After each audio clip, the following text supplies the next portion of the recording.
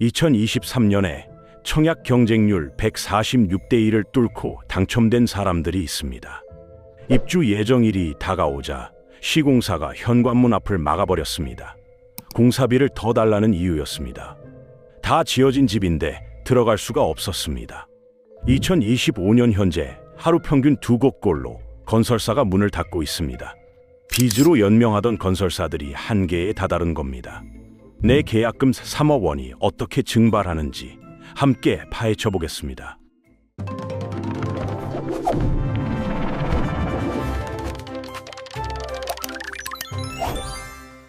서울 서초구에 사는 35세 김 씨는 2023년에 아파트를 분양받았습니다. 누구나 아는 브랜드였고 보증보험도 가입돼 있었습니다. 2026년 6월 입주 예정이었죠. 아이 초등학교 입학에 맞춰 이사 계획까지 다 세워뒀습니다. 그런데 올해 초 시공사가 법정관리에 들어갔다는 소식을 들었습니다. 법정관리란 회사가 스스로 빚을 갚기 어려울 때 법원의 도움을 받아 회사를 살려보는 절차입니다. 쉽게 말해 회사가 손을 들고 도와달라고 하는 상황이죠. 공사가 멈췄습니다.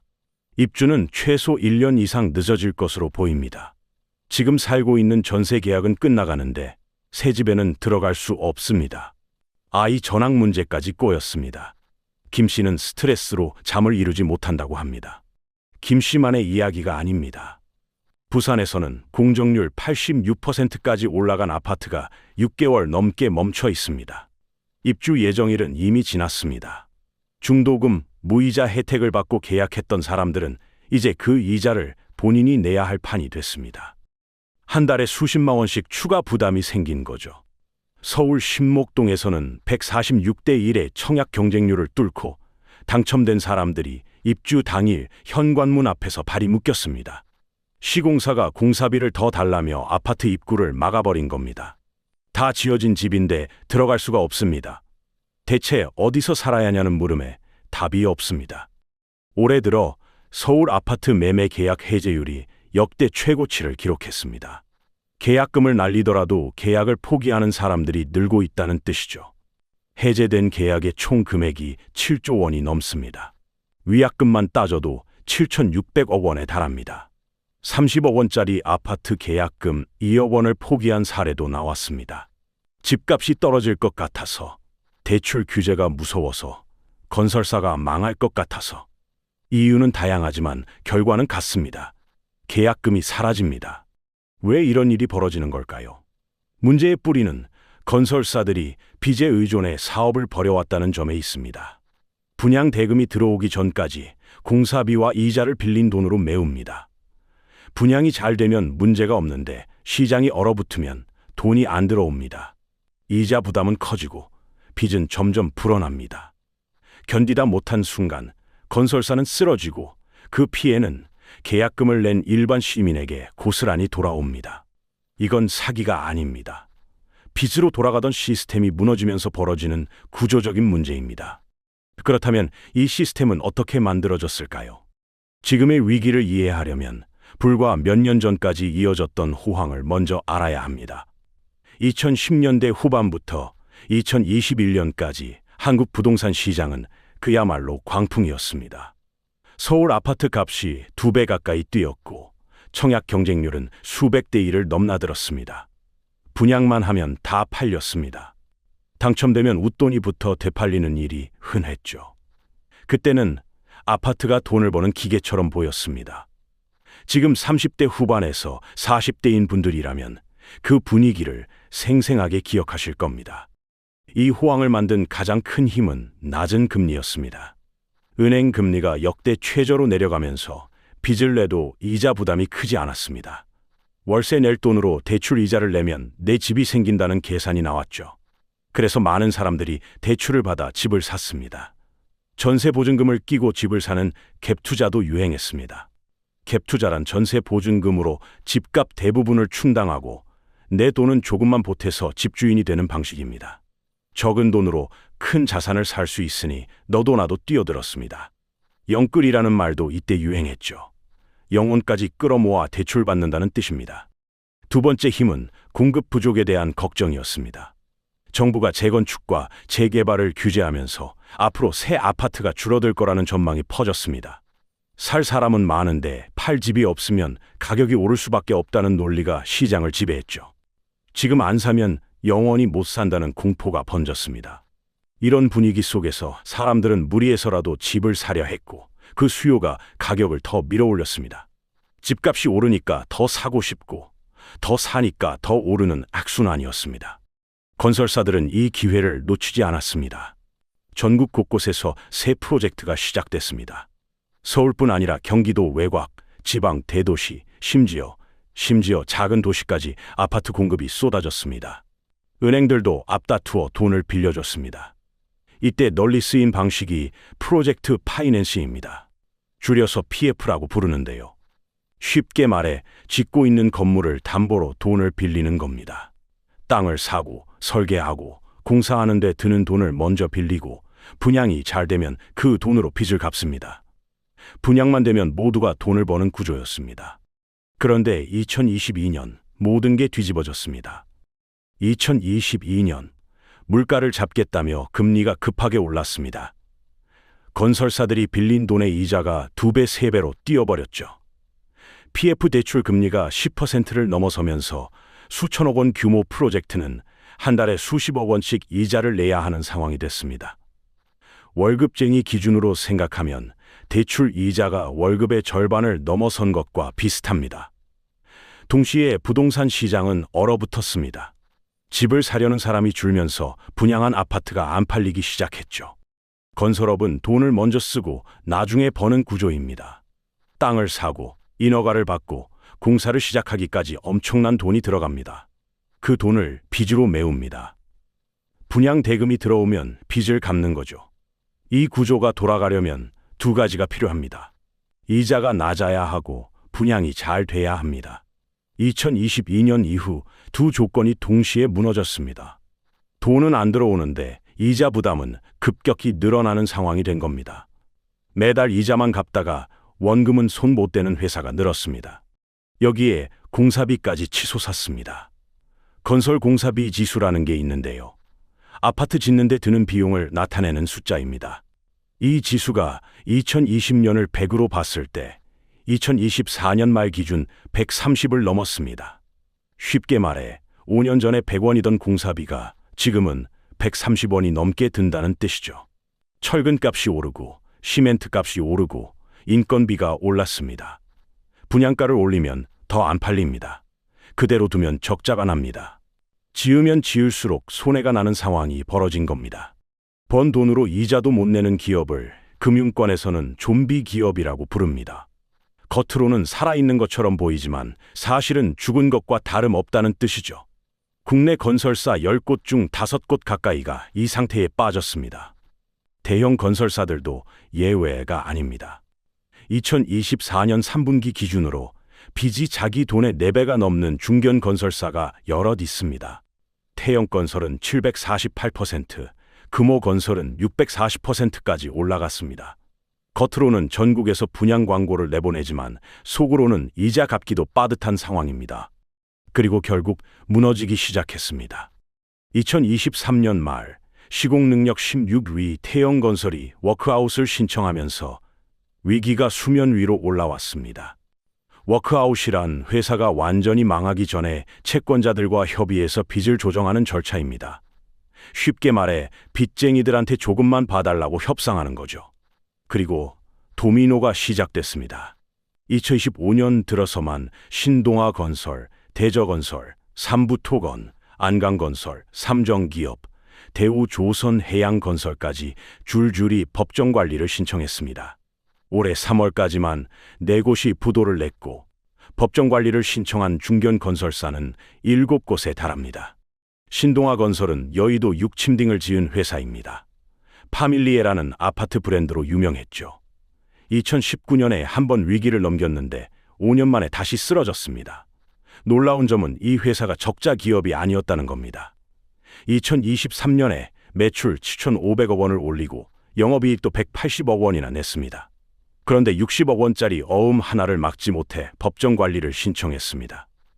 장부에는 돈을 벌었다고 적혀 있는데 실제로 쓸 수 있는 현금이 없어서 망한 겁니다. 이런 걸 흑자도산이라고 부릅니다. 왜 이런 일이 벌어질까요?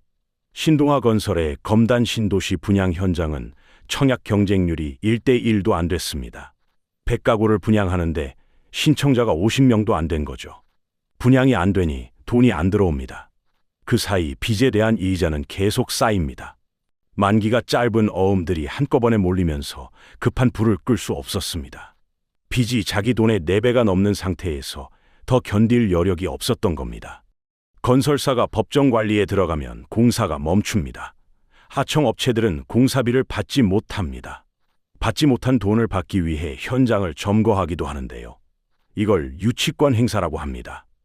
쉽게 말해 내 돈 줄 때까지 여기 안 비켜준다는 거죠. 법적으로 보장된 권리이지만 이렇게 되면 아파트 완공이 무기한 미뤄집니다.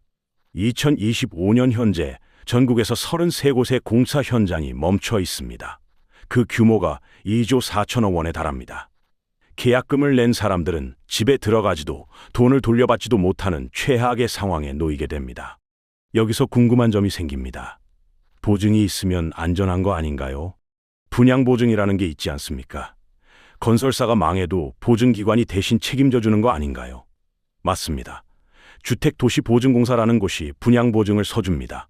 줄여서 허그라고 부르죠. 30가구 이상 분양하는 아파트는 반드시 이 보증에 가입해야 합니다. 사람들은 이 보증을 믿고 계약금과 중도금을 냅니다.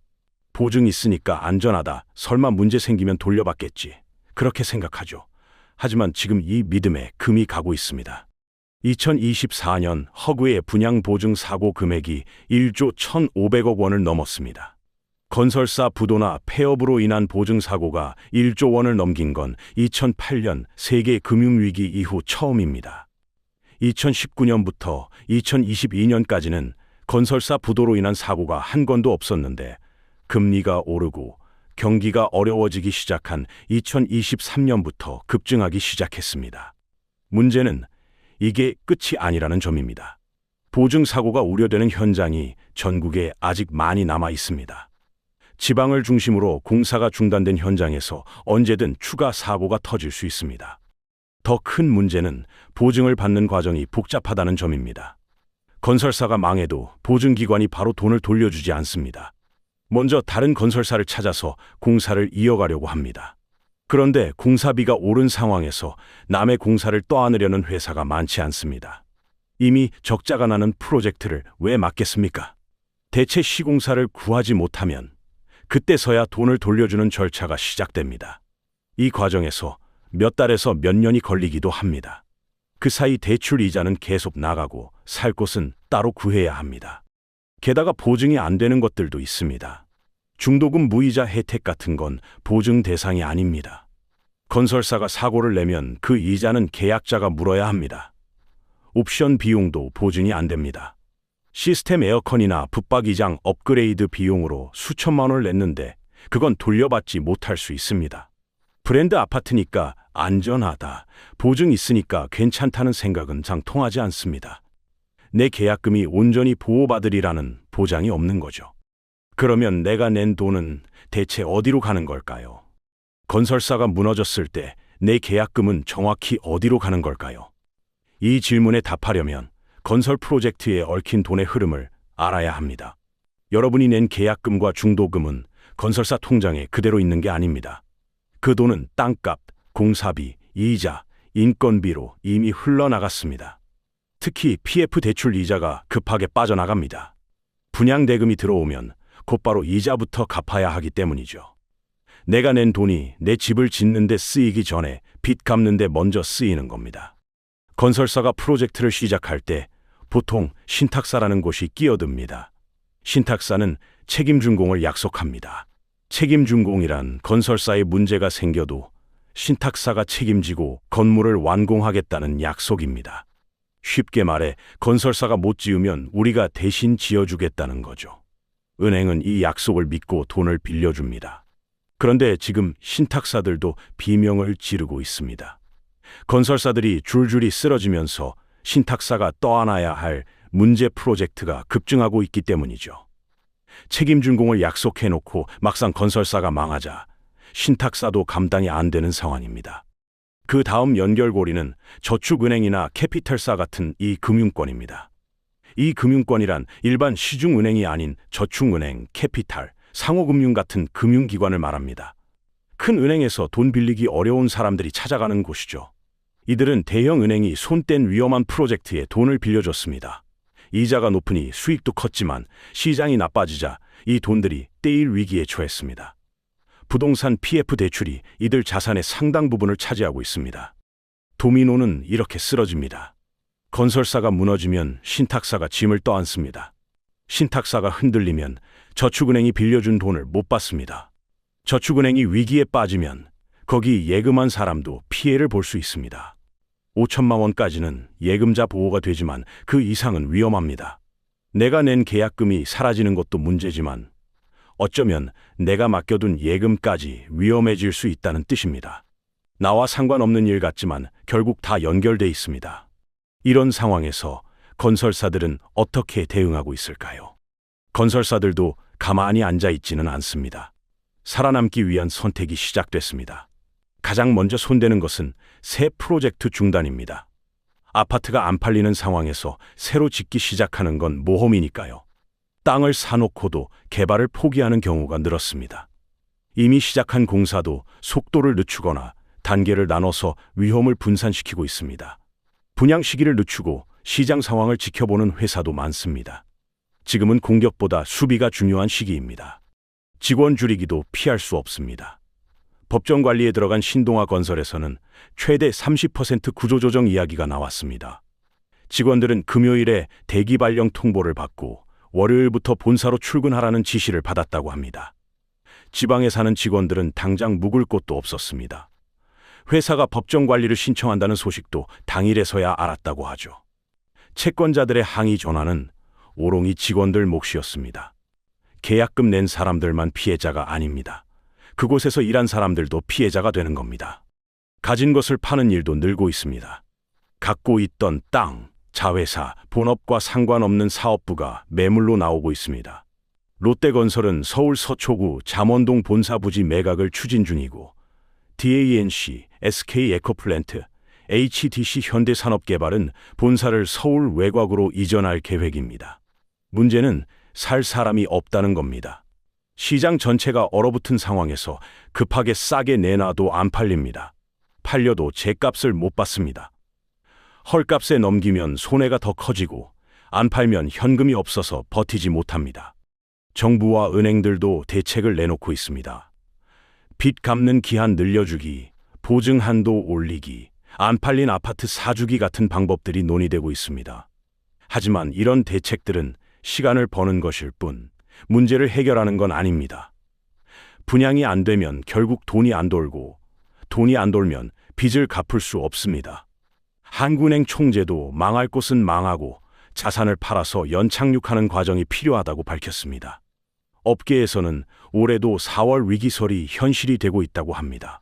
그러면 이런 상황에서 우리는 어떻게 해야 할까요? 모든 곳이 무너지는 건 아닙니다. 위기의 시대에도 살아남는 곳과 쓰러지는 곳은 나뉩니다. 서울 좋은 동네와 지방의 격차가 더 벌어지고 있습니다. 2025년 1월 기준 전국 미분양 주택이 7만 2,600여 가구입니다. 이 중 72% 이상이 지방에 몰려 있습니다. 특히 공사가 끝났는데도 안 팔린 악성 미분양은 이 2,000여 가구로 11년 만에 가장 많습니다. 대구, 부산이 특히 심각합니다. 반면 서울 강남이나 주요 역세권은 여전히 사려는 사람이 있습니다. 아무데나 청약 넣던 시대는 끝났습니다. 위치가 그 어느 때보다 중요해졌습니다. 지금 당장 확인해 볼 것들이 있습니다. 첫째, 분양 계약 전에 시공사의 재정 상태를 직접 찾아보셔야 합니다. 빚이 얼마나 되는지, 최근 분양 실적이 어떤지 확인해 보시는 게 좋습니다. 신동아 건설은 빚이 자기 돈의 4배가 넘었습니다. 삼부토건은 8배가 넘었습니다. 이런 정보는 금융감독원 전자공시 시스템에서 무료로 확인할 수 있습니다. 회사 이름 검색해서 사업 보고서 열어보시면 됩니다. 이름만 보고 믿지 마시고 숫자를 직접 확인하는 습관이 필요합니다. 둘째, 책임 준공 주체가 누구인지 확인해 보셔야 합니다. 건설사가 직접 책임지는지, 신탁사가 약속을 서는지, 그 주체의 재정 상태는 어떤지 따져보시는 게 좋습니다. 앞서 말씀드렸듯이 신탁사들도 지금 흔들리고 있습니다. 책임 준공 주체가 부실하면 보증이 있어도 소용없습니다. 분양 광고에 작게 쓰인 글씨를 꼼꼼히 읽어보셔야 합니다. 셋째, 불확실할 때는 현금을 들고 기다리는 것도 방법입니다. 분양시장에 뛰어들 것이 아니라 이미 다 지어진 아파트를 노리는 게 더 안전할 수 있습니다. 완공된 아파트는 건설사 부도 걱정이 없고 직접 보고 계약할 수 있습니다. 시장이 불안할 때는 새 아파트 프리미엄보다 안전이 더 중요합니다. 급할 것 없습니다. 시장이 안정될 때까지 기다리는 것도 현명한 선택입니다. 결국 내 계약금을 지키는 가장 좋은 방법은 위험한 곳에 돈 넣지 않는 것입니다. 지금까지 대한민국 건설업이 어떻게 위기에 빠졌는지, 그리고 빚으로 연명하던 건설사들이 왜 줄줄이 무너지고 있는지 살펴봤습니다. 낮은 금리에 기대어 빚으로 키운 몸집이 금리 인상과 시장 침체 앞에서 한계를 드러냈고, 그 피해는 계약금을 낸 평범한 사람들에게 돌아가고 있습니다. 여러분은 어떻게 생각하십니까? 지금 집을 사야 할까요? 기다려야 할까요? 건설사 위기는 기회일까요? 위험일까요? 댓글로 의견 남겨주시면 다음 영상 주제에 반영하겠습니다. 다음 편에서는 건설사 위기 이후 부동산 시장이 어떻게 재편될지, 그리고 진짜 안전한 내 집 마련 전략은 무엇인지 깊이 있게 다뤄보겠습니다. 이런 정보를 누구보다 빠르게 받아보고 싶다면 지금 구독과 좋아요 눌러두시기 바랍니다. 알림 설정까지 해두시면 새 영상이 올라올 때 바로 확인하실 수 있습니다. 다음 영상에서 뵙겠습니다.